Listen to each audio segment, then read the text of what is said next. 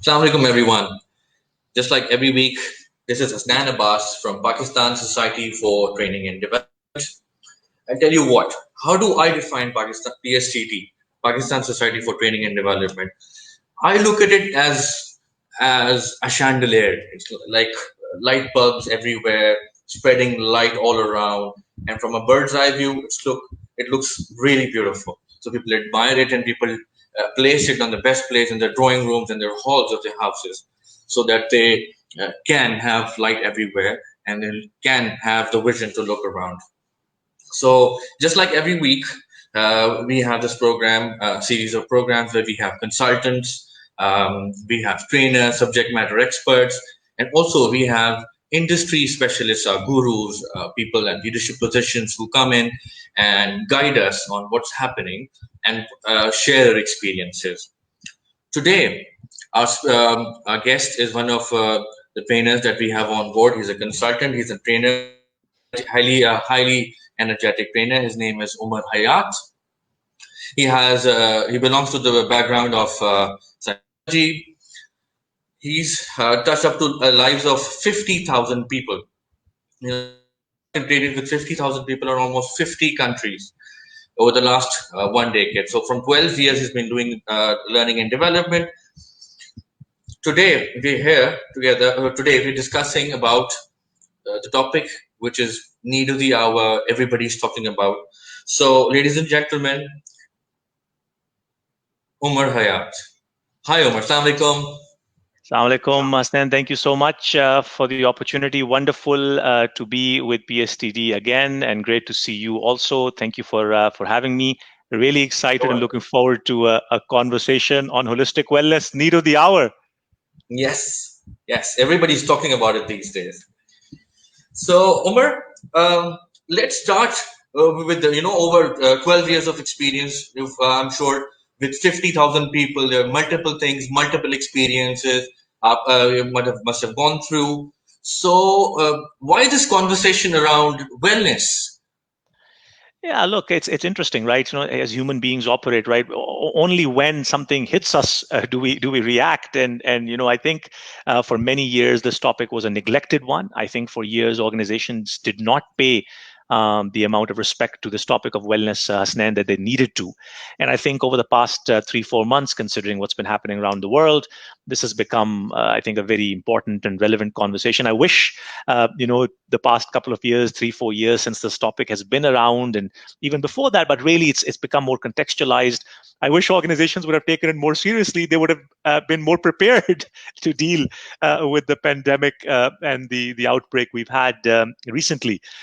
Look, Hasnan, it's an important topic. It's a relevant topic because finally, organizations, I think, if you look at the past 100 years, right, of organizational development, Hasnan, organizations have moved from that typical left brain, KPI, smart objective, performance driven, quota based mindsets, right? That, how much is a person going to bring, what's a person going to do for an organization, right? So what's the value? That's why the word human resource as then became the resource, like humans are resources, like you can use them, right? That's the kind of mindset that existed for many, many years. And that's what people had. But I'm delighted to see that over the past decade or so, with some fantastic work been done around emotional intelligence and mindfulness and stress management and so on, there's been a whole science around organizations moving towards a much more people-based approach, right? Where we're thinking about, what comes first? Do profits bring good people? Or do good people bring organizational profit? So what comes first, right? They're trying to figure this out. So as this conversation has become more relevant, I think the wellness piece has become more and more critical. Stan, I know you yourself are a hardworking man at PSTD. If you look at the number of hours you work, or the number of hours a typical person works in the corporate mindset, maybe if you take out the number of hours they're sleeping, then people are working more than they're not working, right? And especially with the access to technology and instant messaging and so on, like how many hours a day are you mentally working, Asnan? Maybe, you know, 14, 15 hours all the time. Exactly. And if you think about it, human beings weren't supposed to live like this, right? So we were not supposed to work all the time.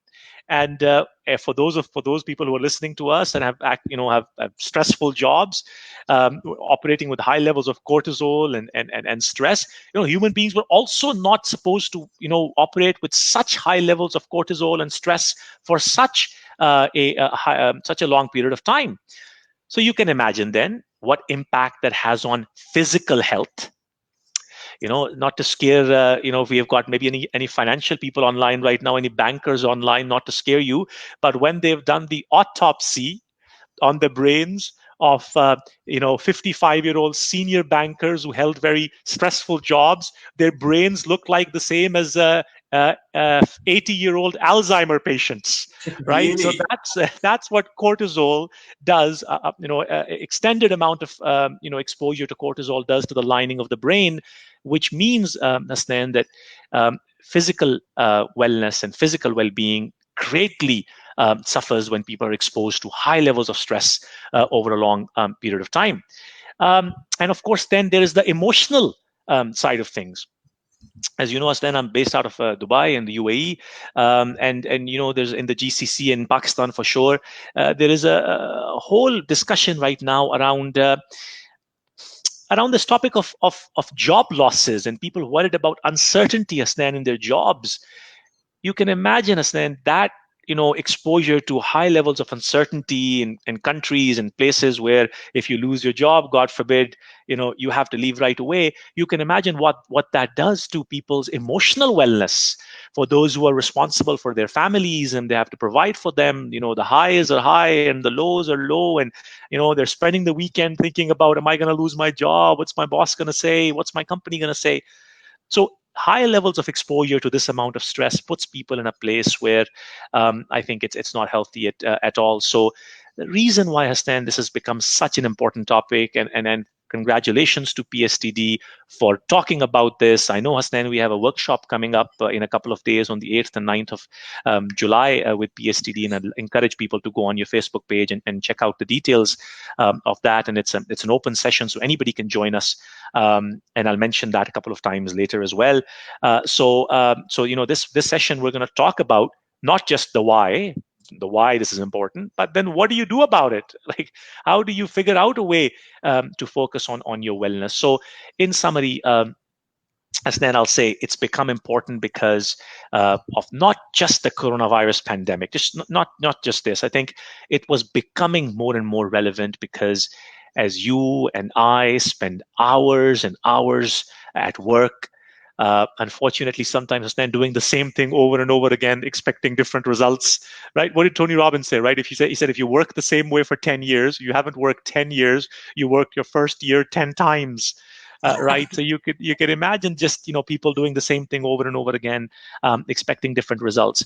Some crazy numbers coming out of Europe and North America, Asnan, around employee engagement.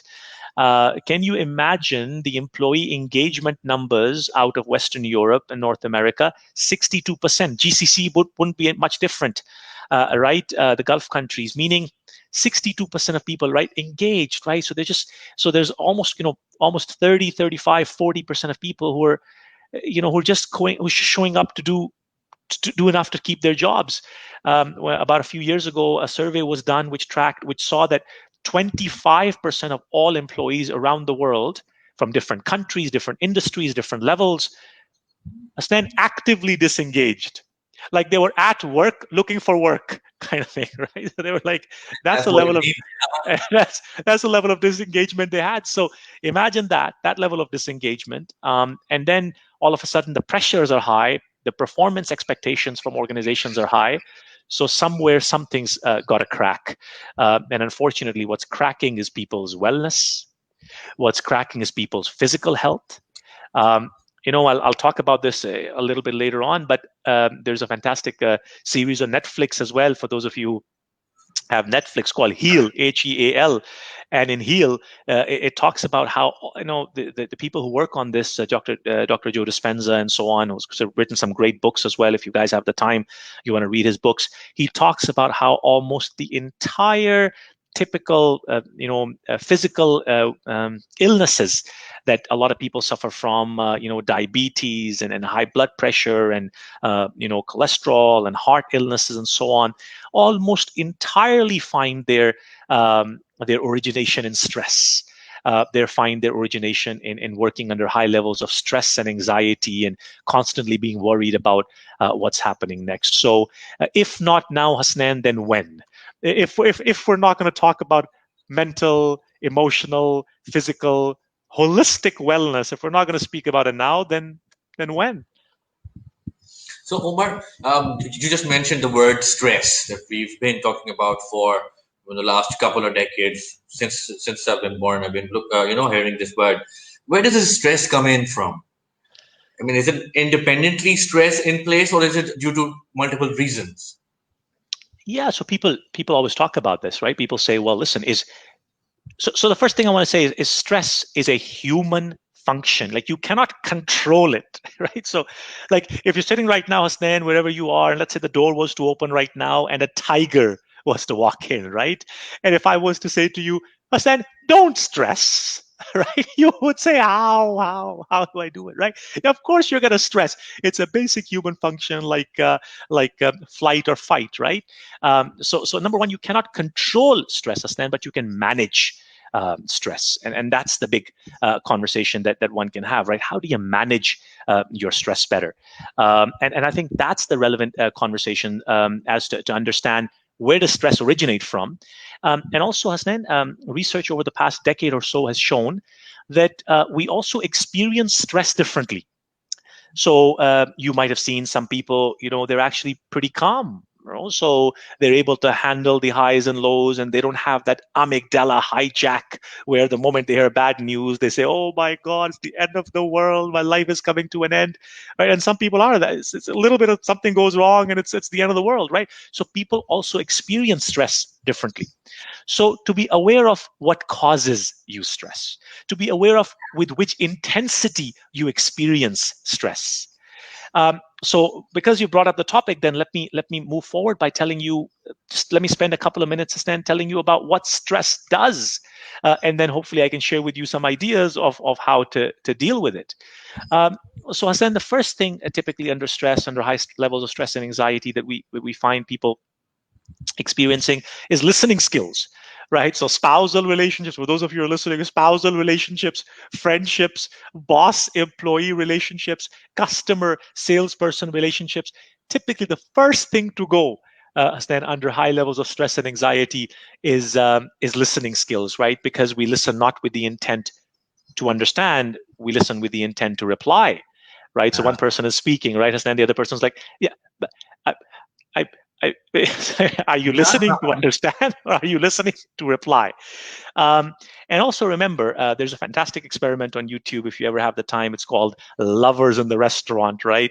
And what they see is that when two people are in love, then when they're in rapport, right, they pick up the coffee cup with the same fingers, their head tilts the same way, their facial muscles strengthen the same way. I lean forward, you lean forward, I lean back, you lean back. So we mirror each other, right? This is controlled by something called mirror neurons. And every one of us is born with millions of mirror neurons, and then every day a few thousand die. And when you sleep, a process of neurogenesis is supposed to take place where they're supposed to be reborn. Do you know what kills neurogenesis? Do you know what stops neurogenesis? High levels of cortisol, high levels of stress impedes neurogenesis, which means that under high levels of stress and anxiety, your ability to engage with others, your ability to build relationships, like Astan says, managing relationships, your ability to do that is severely impeded. So for anybody who's listening, just a couple of things around stress. Just please, if you're operating under high levels of stress and anxiety these days, just please pay close attention to the level of listening, because there's the 5 levels of listening, right? So there's ignoring, right? There's pretending, there is selective listening. which is what I practice every day at home. I'm just kidding. I'm just kidding. Right. So I only listen to what I want to listen to. No, I'm just kidding. Selective listening. And then there's active listening. And then the highest level of listening is empathic or empathetic listening, where you listen not with your ears, Hasnan, you listen with your heart, but you cannot do that under high levels of stress. So that's one thing, Hasnan, that gets impacted with stress is listening. The second thing that gets impacted is decision making, like rational decision making. And if you're a manager right now, if you're a corporate leader and you're listening to this, then let me tell you that that your decision making is deeply impacted by the amount of stress that you deal with. I gave you the example, Asnan, of a tiger walking in, right? So let's say, Asnan, a tiger walks in right now where you're sitting. I mean, you're not going to analyze the tiger, right? You're not going to say, is it a good tiger or a bad tiger? Is it a male or a female tiger? Does it bite? Like, you're not gonna do that, right? You're either gonna fight or you're gonna run.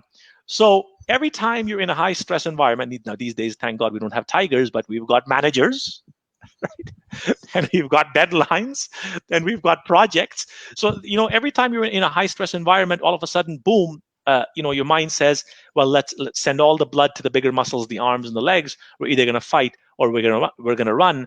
The feeling of the blood leaving your stomach and going to your arms and to your legs is the butterflies in your stomach. People get those butterflies in their stomach, and then because there's more blood in your hands, your palms sweat to reduce the temperature. Now, why am I telling you this? Because just like the blood leaves the stomach, Hasnan, it also leaves the brain, which means under high levels of stress and anxiety, your ability to make good, rational, analytical decisions is impeded.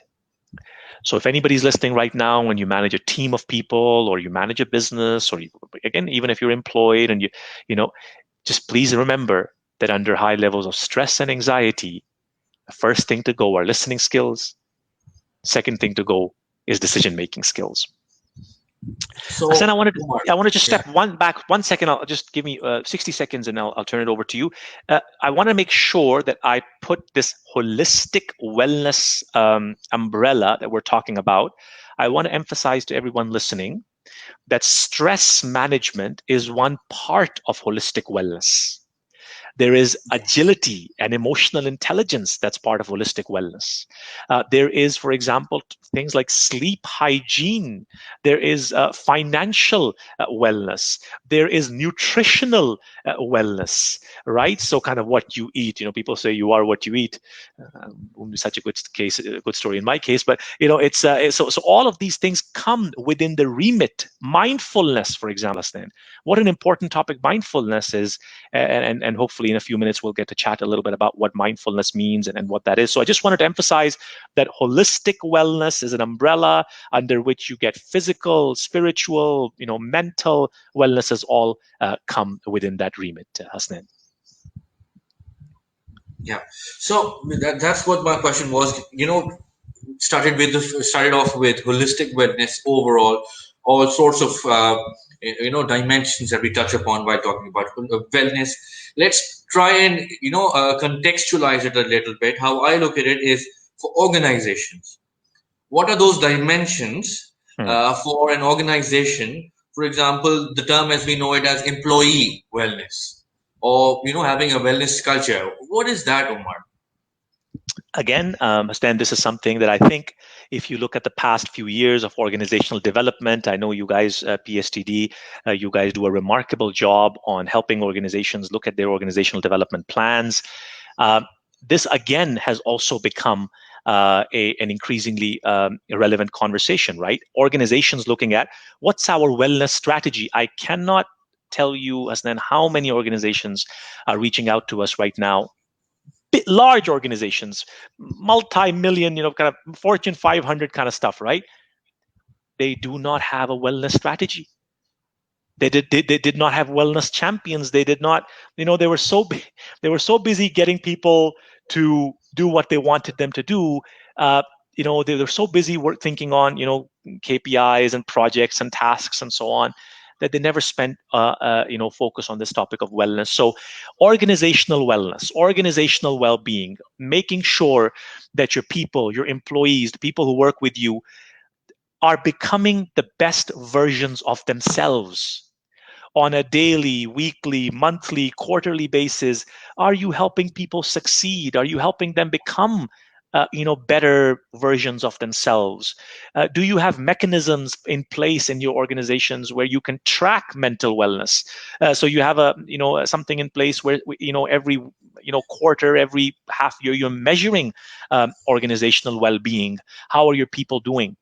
And then not just measuring it and knowing it, but also having activities, workshops, uh, town halls, panels, where people speak about this, where people speak about, well, listen, this is an important topic. One thing, unfortunately, Hasnan, that has happened over the past few years, and again, past few years happened, like I said, from the industrial revolution kind of time, right? That maybe you'll agree with me when I say this, Hasnan, that emotions became like a bad word, right? So like I agree. emotions became weakness, right? So if you're a manager or a leader that's weak, like all of a sudden that was looked at as like, you're not a good manager, right? He's too emotional, she's too emotional, right?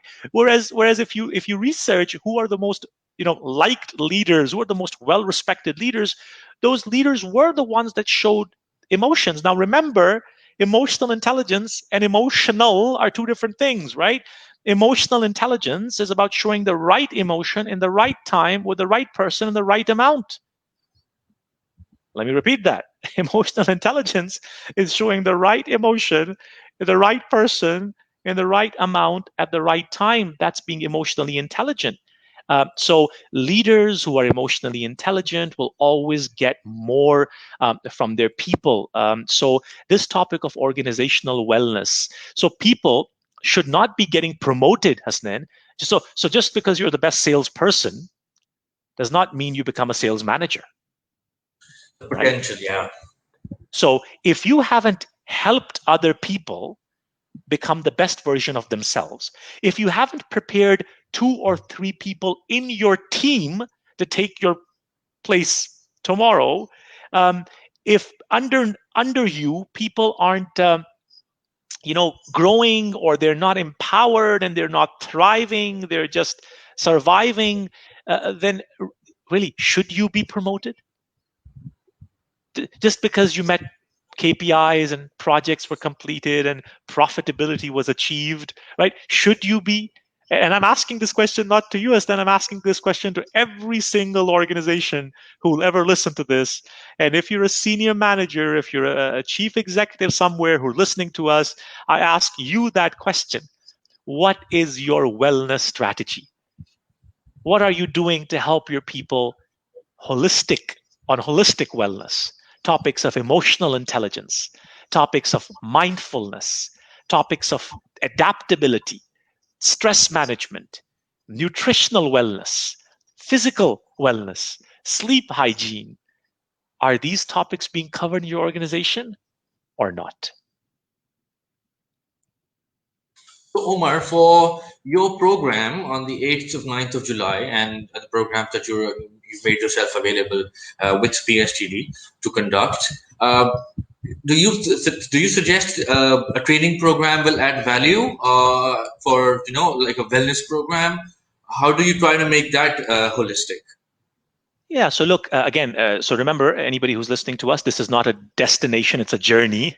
So, right. So it's not going to be like, you're going to sign up for a PSTD session on 8th and 9th of July. And all of a sudden on the 10th of July, you're going to wake up and everything is going to, be hunky dory. Of course not. It's a journey. It's a journey that we're all on. Stan, even the practitioners of wellness and people who do a lot of research and work on this, even they are on this journey, right? They're trying to figure out, as this. I mean, nobody could have predicted the pandemic, right? Nobody predicted coronavirus, right? So we're all figuring out how to get through this. But if you do sign up, and I think there's a ticker at the bottom, if you do sign up for the session, which is on 8th and 9th of July with PSTD, we hope to cover multiple aspects and multiple avenues of wellness with you. So we will be talking about agility and adaptability. What a critical requirement, Hasnan, right now. What an important conversation. Like if you're an accountant, Hasnan, or you're an engineer right now, or you're a pilot, right? And all of a sudden you've been laid off, or your organization has had to downsize you. What do? Right? Do you have complementary skills, right? Do you, like, are you able to trade stocks online, or are you able to do coding online, or are you able to do something else other than what your core aspects of core learning was, right? And I will say here is that sometimes I blame our typical education system, right? And it's not just Pakistan, this is all over the world. Our typical education system has made us into experts, specialists. Everybody's a specialist, right? And then all of a sudden, like if you're a specialist taxi cab driver and Uber came, you're out of a job, right? If you're a specialist train operator and airplanes came, you're out of a job, right? So adaptability and agility and the ability to proactively, Hasnan, not reactively, like proactively change with time. Like if you're sitting right now and you're looking at your CV, or you're looking at your profile and you're thinking, what do I do? Am I going to be extinct in the next 3 to 6 months to 1 year? I'm not even talking like 20 years. I'm talking now. Yeah. The speed of change like never before. One of the GMs of a big Canadian company once said, he said, in the future, there'll be two types of companies, either fast or dead. Right? So you're either going to learn how to adapt, or unfortunately you're going to become redundant. So that's what we're seeing right now. So if you do join us on the session on the 8th to 9th with PSTD, you have the details on your ticker right now. You'll find that we'll have a great conversation on adaptability. We'll have a great conversation around stress management, on emotional intelligence. We'll talk to you about topics like sleep hygiene and nutritional wellness, and also a critical topic of energy levels, which is then in a few minutes, I want to talk to people about a very, very, very important topic on energy levels, because look, we're finding burnout. That's a big topic, isn't it? Yeah. Burnout. People in their late 30s, people in their early 40s, right? People just millennials, right? Young people like yourself, right? Millennials, right? Just tired, just exhausted, just tired, right? And so how do you keep high levels of energy? How do you stay fired up? I agree. I agree. I agree. So change is really rapid and fast. So we really need to adapt to change. So become flexible and upskill ourselves. That's where the resistance to such change, resistance to adapt to such change, will bring in that stress. Okay. Moving forward, we have a question for one of our viewers. Let's look at it. Talking about employee wellness, whose responsibility it really is? Was it the employer or was it the employee to take care of the wellness? Yeah, so fantastic, right? So anybody, again, thank you for that question. Anybody who's from the world of organizational development, you'll understand what I'm about to say, that some organizations have a wellness culture. They have a wellness culture, right? Wellness In that culture. way, a wellness culture, exactly. Imagine we'll be talking about that, right? They have a wellness culture, right? Where it's a shared responsibility. Because look, it's also unfair to say, like, imagine, Hasnan, what a great job PSTD is doing, right? I'm sure you've got organizations and companies who sign up to your programs, right? And this company goes back, and some of the leading companies in Pakistan and beyond, they go back to their employees and say, hey, look, we're spending a lot of money and we're going to invest in your development and we're going to bring you this high-end program. And people say, I'm busy, right? I don't have enough time, right? So imagine, so it's also a shared responsibility. It's not enough that companies keep spending millions of billions of rupees and dirhams and dollars on bringing wellness to their people, and people do nothing. They don't take the initiative seriously. So that's one piece. They don't actively work on this. And the other piece then is wellness encouraged. So for example, I know, for example, in some of the organizations out west, this is a big conversation right now where as employees are being let go. In the UK, it's called being furloughed, where the government comes and assists you and so on. As these conversations are happening, you know what they're doing, Hasnan? You know what a great employee wellness culture would be? Where they're bringing a town hall, Hasnan. They're bringing people together and they're saying, look, guys, unfortunately, we cannot keep paying you what we've been paying you. Just we're not making enough money. So there's two ways we can hold on to you. Either we let a certain percent of the workforce go, so we can fire X number of people and keep the rest, or we can all decide collectively to take a pay cut or share our benefits. So if you've got young kids and you need a dental package, and somebody else who doesn't need a dental package because they're young, and give your dental package or medical insurance or whatever to them, right? Yeah. So I'm just giving you an example, right? It's a wellness culture where people walk around trying to find ways in which they can support their organization and each other. And there's example after example. And for those of you who might be a little bit cynical, and you're like, oh, this huggy, feely, touchy stuff doesn't work in real life, buddy. This is about numbers, or this is about survival and profitability. Let me tell you, there's case study after case study which shows you and tells you that organizations that take care of their people take care of that organization. Take care of your people, and they will take care of you when you will need it. Exactly. That's exactly what I was thinking about. Even in these times of severe crisis, in the last program, even I had this question of the challenges, the problems. Umar, I don't know if you agree with me or not, but please correct me if I'm wrong. The challenges and the problems that are there are are no new to us. I mean, you're talking about culture right now. You're talking about agility and adaptability. We're talking about upskilling ourselves. The only reason why all of these problems have just popped in is because the rate of change was a little Yeah. is a little sudden, right? So these things have come in. Having said that, the problems and all these issues, and I'd rather call them challenges, they are not new to us. They're old. So for organizations who have a really strong team bond and people have the sense of ownership, and they till even the last, even if the numbers are not good, people will sit together, as you said, in a town hall and sit and discuss and figure it out. So yes, we have to take people along the culture. Moving on, Omar, for in the program that you will be conducting, you also mentioned that you will be talking about energy management. What is Mm. energy management? What are energy levels? Yeah, so look, what an important conversation is. Some of my colleagues around the world have done some amazing job on looking at this and studying this topic, right? Because what started happening is then about a decade ago or so, we started getting numbers out of Western Europe and North America of what they call employee burnout, right? So we found people in their late 30s, early 40s, people just tired, exhausted, right? They just were doing enough to keep their jobs, right? They would show up, right?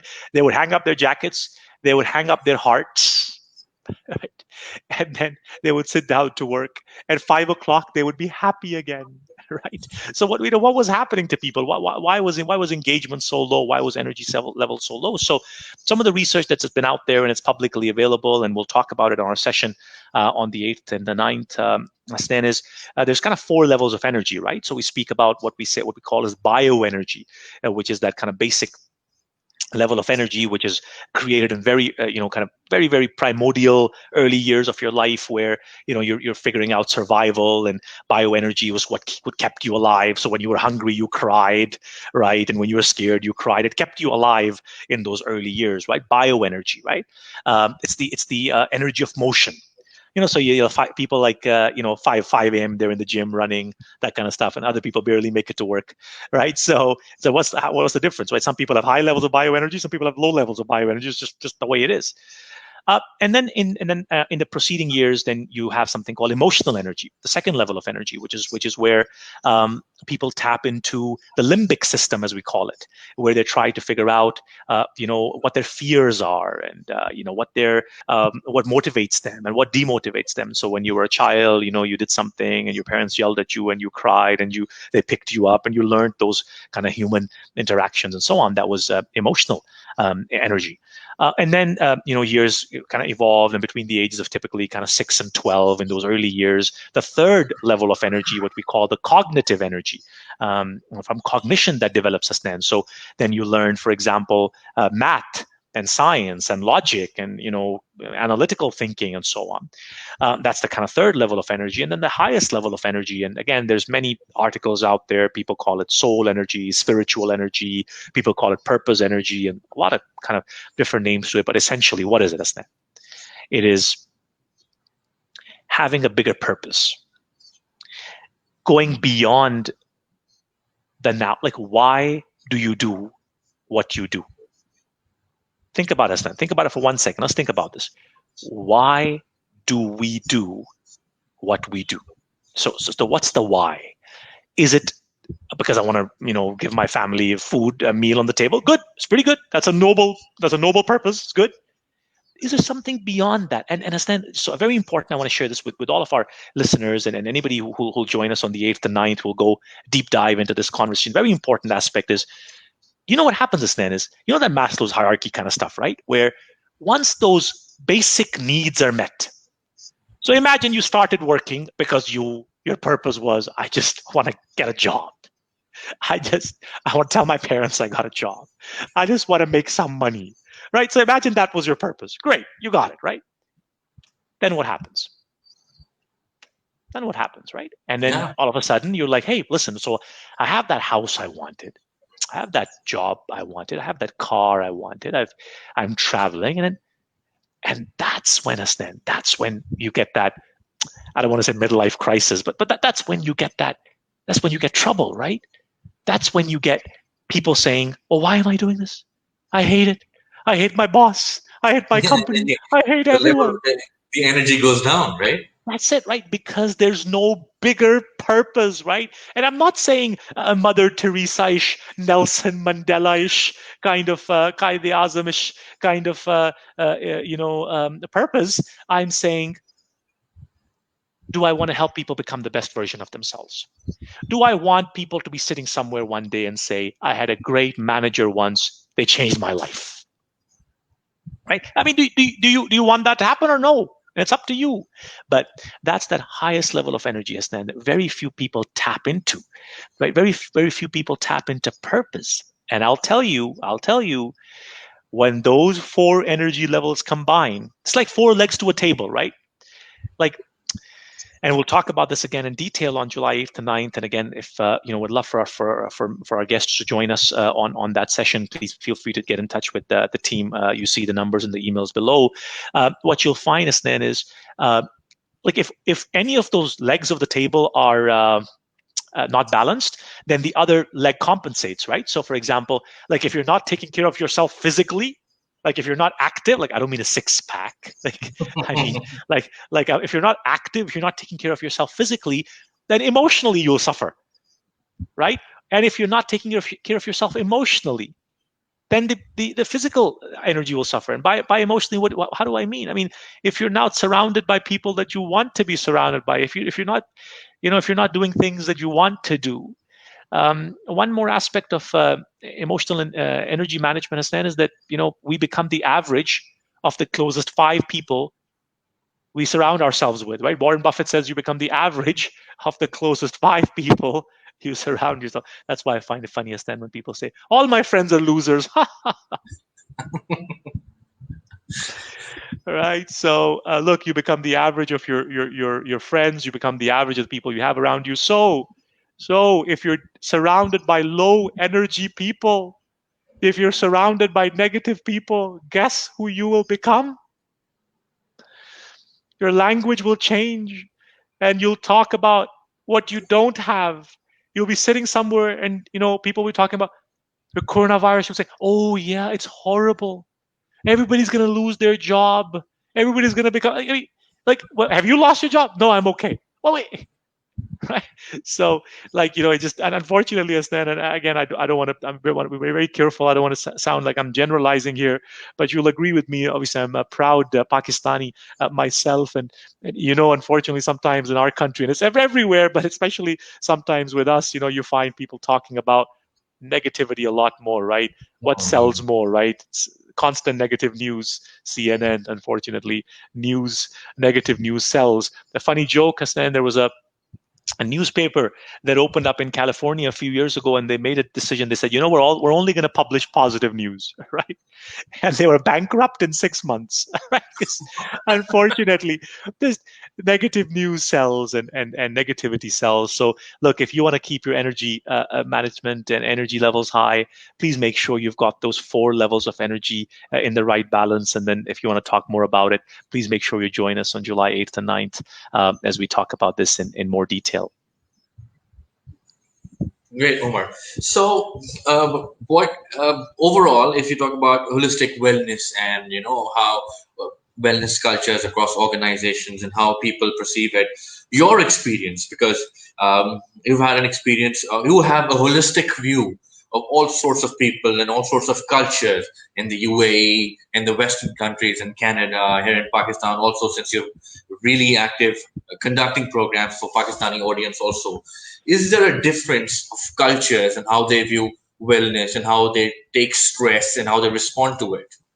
Excellent question, Astan. Fabulous question, and I'm happy you asked that because again, I know that this session that we're going to be doing on July 8th and 9th is also available to across the world, right? So it's not limited to just a Pakistani audience because it will be a virtual session as well. So I'm happy you asked that question because I'm not just talking about country culture. Even within Pakistan, we have different cultures, Yeah, yeah. right? So we're mindful of that. So the one comment I'll make on that is that I have seen that in different countries, in different nationalities, people do view anxiety differently, right? So let me give you an example. I often quote this example, right? We grew up in Pakistan. I went to school in Pakistan as well. Did my early education there, and then, so let's say that if your son or your daughter, your young kids, let's say, if they come home from school and they give you the report card, and their report card says A, A, C, and F. Right. So be honest. What's the first thing is that I'm a parent. I'm a parent as well. What's the first thing our eyes look at? What's the first thing we look at?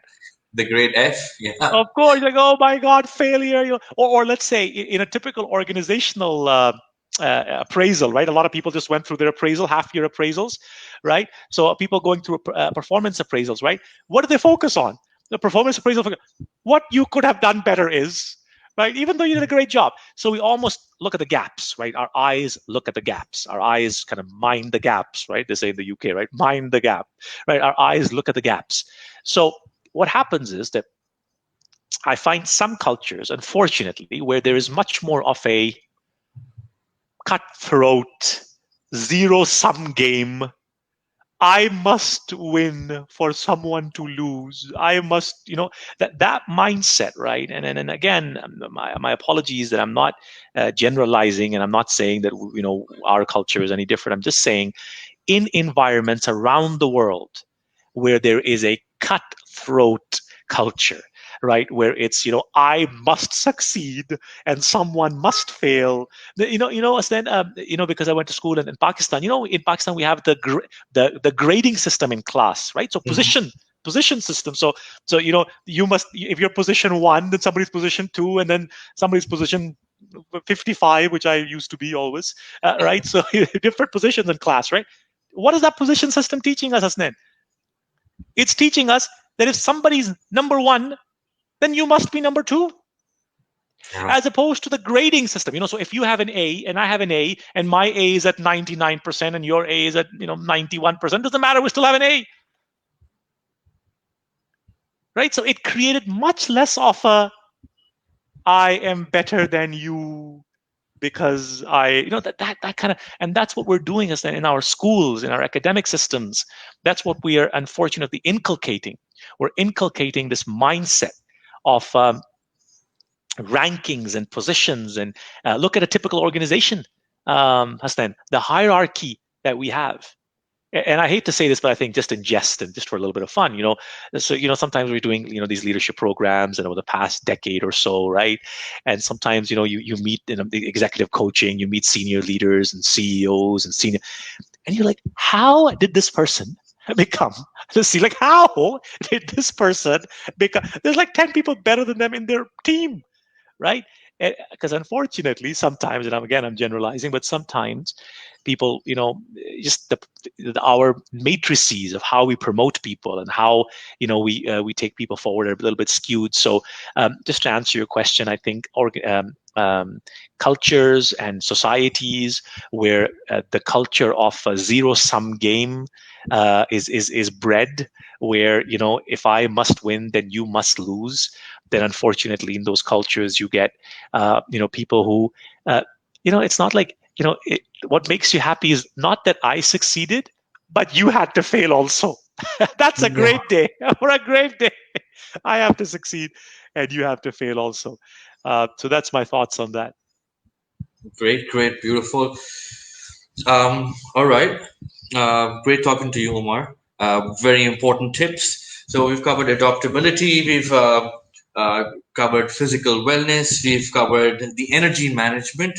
We also covered your experience on different cultures and how they perceive wellness and how they respond to it. What other tools, if you can just Yeah. briefly go through the sort of topics that you're going to cover in during the 3 or 4 modules that you have, because now, Omar, it's a virtual program. People from all over the world can come and join this program. Before this pandemic came in, the programs we used to have a very limited amount. The limitations were such that if there was a program in Karachi, we physically at Yeah. our office in our training halls, people from Karachi used to come in, and people from Lahore and Islamabad and all other areas of Pakistan used to contact us. Okay, when will this program take place in Karachi and Islamabad? So we used to travel our trainers from Dubai to Karachi and then to Lahore and Islamabad. We don't have those restrictions anymore. It's a virtual world. You can have audience. You can sit in from Dubai and conduct a program in Pakistan for people from all over Pakistan and across the globe can come in and join this program. That's the advantage that we have No doubt. conducting a virtual program, the way we call it as virtual instructor-led training program. How has your experience been, Omar, with Yeah, look, VILP? yeah, fantastic. And again, thank you, Hasnan, for summing up those topics. And before we wrap up, I will give you just a couple of things that we will go deep dive into in the modules that we cover on July 8th and 9th. Yeah, look, the world's changed. I mean, everything has a silver lining, right? So if one good thing came out of Corona, is that as opposed to needing to travel all over the world, and it must have been to over 50 countries in the past decade, doing sessions and training and so on. And all of a sudden now you're able to do this in the comfort of your living room or in your offices. So that's one good thing that's come out of this. I think these sessions, and again, a fantastic job to PSTD and to the team. I know you guys are very switched on in terms of reading the need of the hour. This is the need of the hour. This is the topic. Because then, the coronavirus pandemic will pass, inshallah. At some point, that'll go away. I mean, that health scare will go away. What will come after, maybe, and where Pakistan and some of the other countries are already experiencing, is the financial, pandemic, right? The financial crisis. But Asnan, there is a wellness crisis coming up after that. There is a whole kind of pandemic that nobody's talking about, and I'm happy you're talking about this mental wellness and well-being pandemic, right? Where people are going to need to figure out, how are my relationships suffering? What happened? How am I operating under high levels of stress? What happened to my listening skills? What happened to my decision-making skills? Why am I on edge all the time? God forbid. What's happening to my physical wellness? How am I gaining weight? How am I? All of these conversations are critical topics that we'll cover in deep dive on the 8th and 9th. But again, if you're listening to this and if you want to just have some takeaways, then of course, we will talk about breathing techniques and the whole idea of mindfulness, which is so important. Because look, what does it say? So if Hasnan, like when you're upset, because I know you're never upset because you're such a relaxed person, but when you're upset, right? Remember how when you're upset, your breathing patterns change, right? You're upset like right? When you're Yeah. upset, you start breathing heavier, right? So the whole idea that if mental states can control breathing patterns, then breathing patterns can control mental states, right? That's that whole art of living kind of concept, and what we'll speak about in mindfulness, right? Which is about how do you breathe, that heavier breathing, the ability for the mind to focus on the now. For those of you, for our Pakistani audience, and I guess globally, or people who, they always wonder, right? It's like, how is this, Omar, that I go into a church, into a mosque, into a meditation center, yoga, right? And all of a sudden, I come out and I feel happier. And not, I mean, we have clinical evidence to prove this, right? When they do blood tests on people before they walk into a mosque and they walk out, the cortisol levels are lower. How? There's no gym in the mosque, right? It's not like they're like, pumping the heart, so you're getting dopamine, endorphins, serotonin, oxytocin. Really, no, no, no. Because all stress in our lives comes from when we're thinking about the past, what happened, or the future, what might happen, right? That's why not the PTSD, but the PSTD, the post traumatic. I'm going to get this wrong. Post traumatic stress disorder, PTSD, right? Is important, right? Because it's called post traumatic stress disorder, right? Something that happened in the past. So that's why this living in the moment, this ability, that's what we do in prayer, right? In prayer, what are you supposed to do? In meditation, what are you supposed to focus on? Not the past, not the future, but the now. And the moment you start living in the moment, that's when those stress levels fall. So breathing techniques, this idea of mindfulness, focusing, this idea of energy levels, which is about, maintaining that high level of energy, bioenergy. Unfortunately, people, I know many people don't like going to the gym, or they don't like, kind of working out and stuff, but unfortunately it's critical to your wellness, to your holistic wellness, right? The ability to kind of stay at, high levels of bioenergy. Of course, surrounding yourself with positive people, because positivity is contagious. It's infectious. Let's start a new pandemic called the positivity pandemic, right? Where we give and we contagion positivity as opposed to negativity. So surrounding yourself with the right kind of people. Having purpose, Astan, having purpose. So having a bigger purpose, like we spoke about. So it's not just, I wake up every day and I go to work and, I just do enough not to get fired and I come home kind of thing, right? So having kind of a bigger purpose, right? And also, one more thing I'll share, and I've mentioned it briefly, and we'll go deep dive into this, inshallah, in a couple of days, or in a week or so, I guess. Well, it's 5 days. As then we'll talk about adaptability and agility, and I cannot emphasize this to you enough. And again, if you have a business, if you're listening to this, or if you're an employee, or if you have your own business, then I cannot emphasize this to you enough. They say, either change or you will be changed. Change or you will be changed. And this goes, Astan, for us. And look at what a great job you guys are doing. You just mentioned, Astan. Can you imagine us doing this like this? 6 months ago or a year ago, the technology existed as then, but we were not adaptable. We were not adaptable. We were not agile, right? We thought we'll just keep doing what we were doing, expecting different results.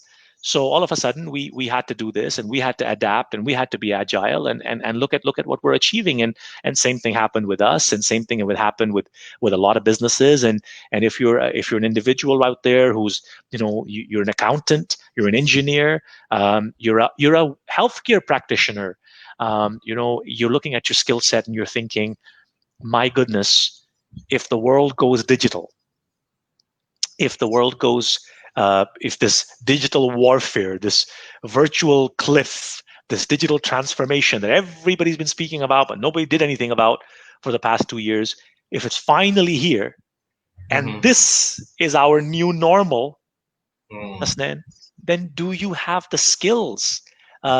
Maybe on another day, Hasnan, we'll have a chat about virtual selling. Maybe that's what companies around the world will need to figure out. Like, if you're a banker right now, then you're not able to go see your customers, and you want them to write you a big check. How do you build trust online?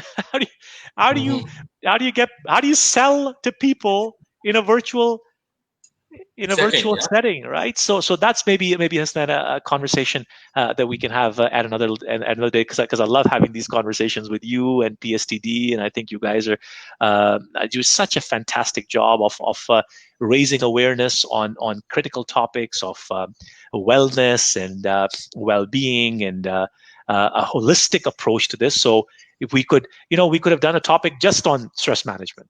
We could have done Hmm. a topic just on emotional intelligence or just on mindfulness. But I love this approach, and I really appreciate what you spoke about for organizations. And the organizations need to have a wellness culture. I think that's something that, unfortunately, again, it's going to happen. Whether you like it or not, it's going to happen to you guys. The organizations listening to this, it's going to happen. Why? Because if it doesn't, then your best people will leave you. People in life leave you for what they come for, Hasnan. In any relationship, spousal relationships, friendships, boss employee relationships, people in life leave you for what they come for. So if they came for a paycheck, they will leave you for a paycheck. But if they came because of your culture, they'll stay because of your culture. So look, really excited, Hasnan, to have this conversation on July 8th and 9th. And I hope we can get many of our friends and people listening to this to join us. If you have any other questions, Hasnan, my pleasure to We answer. have And please go Yes, ahead. we have one question from one of our viewers. Shazibul Mulk, he has a question. He says, how can we turn negativity into positivity? If You know I that figure this out, potential to turn the negativity into if I positivity. figure this out, Shazib, myself, I'll definitely let you know. No. Listen, look, again, this is such a huge topic about negativity, positivity. There's some great articles out there. The great book on the Eighth Habit, for example, by Stephen Covey, talks about that as well. And you've got some great research looking at what is negativity and positivity. Is it nature or is it nurture, right? Like, are people Mhm. born a certain way or do they become a certain way? And there's a huge kind of science out there which says that people are the way they are, and then there's the whole academia that says no, it's a choice that we make every day and so on. And in nature or nurture, right? Are we born a certain way? Do we become a certain way? I'll give you my opinion. Right? I'll give you my opinion. In my opinion, right? There's no research behind this, right? Just my I think human beings are positive creatures. And I think we wake up every day thinking that today will be better than yesterday, right? And I think if you look at, our wonderful country of Pakistan, and I think a lot of people, a lot of, stress right now, and people going through a lot of turmoil all around the world, but even in Pakistan. And I think people wake up every day thinking that today will be better than yesterday, right? So I think people are positive creatures, but then something happens to us where we become negative, right? And again, this is a huge topic, and I just can't do justice to the whole topic in a couple of minutes. But what I will say is that you become the average of the people that you surround yourself with. You surround yourself with negative people. Guess who you will become? Your language will change. You'll be sitting somewhere and you'll talk about it won't happen. It can't happen, right? You'll become like that, and then just um, Stan, if you can't find any if you can't find any positive people around you, then be the change you want to see. Then be the change you want to see. I think that's the punchline. That's where we move towards concluding our discussion. Because Omar, whenever I talk to you, be it our meetings, I've always been a part of your sessions whenever you do it for our clients or for our team. I always love being a part of your company. And it's a sort of casual way that you have that you talk to us. And I feel like I'm in a room right now talking to you, and I Thank you. learned. Great. It's always great being with you, Umar. Thank you. Thank you so much for your time. I'd like to thank all the viewers, all the participants of this discussion on Facebook. And thank you for showing interest and sharing your thoughts and opinions and the questions that you've put in. Thank you so much for your time. Also, inshallah, we'll also all PSTD, same platform, same program. We'll all see you with a subject matter expert.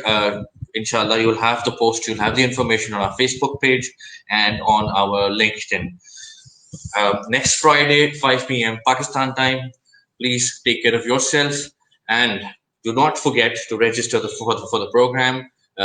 It's on wellness. We'll be talking about holistic wellness, all the dimensions that we've discussed in the program today. It's on the 8th and 9th of July. So how we break it down on virtual programs is that it's a modular approach. A module consists of from 60 to 90 minutes, and this is how Omar does it. To keep it engaging and energetic, we take short breaks and we do cover up multiple modules during the day. So this program, the wellness program, the PhD virtual wellness program, will go on for 2 days. First half and second half starts at 10 o'clock, will go on till 1 o'clock with multiple breaks. We try and keep it as engaging as possible. Of course, we have Omar Hayat with us, so no problem there. Inshallah, 8th to 9th of July, the program, and with our next episode of the series in the coming Friday at 5 p.m. Thank you so much, Omar. Thank you so much, PSCD.